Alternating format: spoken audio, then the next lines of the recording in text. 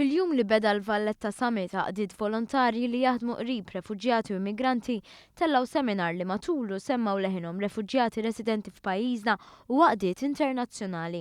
Fost l-esperjenzi tar-refuġjati kien hemm dik ta' Sunday li sentejn ilu ħarab minn persekuzzjoni fin-Niġerja. Qasam id-deżert Sahara fl-eqqel tar-rivoluzzjoni fil-Libja sakemm qabad il-vjaġġ li waslu lejn pajjiżna. Ħarab minn pajjiżu minħabba nuqqas ta' drittijiet bażiċi bħal edukazzjoni u kura, dan f'kundizzjonijiet estremi ta' povertà.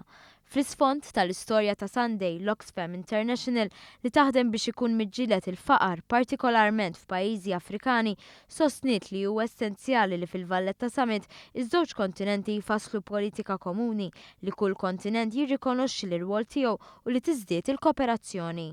Sara Teżjor, il-kellima għal Oxfam, saħqet li d-diskussjoni fis-summit għandha tmur lil hinn mill-ammont ta' migranti u għandha tħares lejn xi jwassal għall-immigrazzjoni.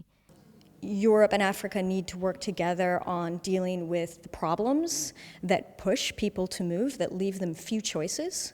They need to cooperate on that.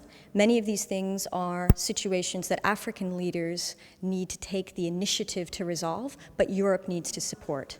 And Europe also needs to take responsibilities for the actions it takes that contribute to the situations that force people to flee. And those include climate change, they include arms trade. Is-seminar irrimarka l-bżonn li l-immigranti jsibuha iżjed faċli jakkwistaw l-istatut ta' refuġjati bil-ħsieb li jingħaqdu mal-familji li jkunu ħallew warahom.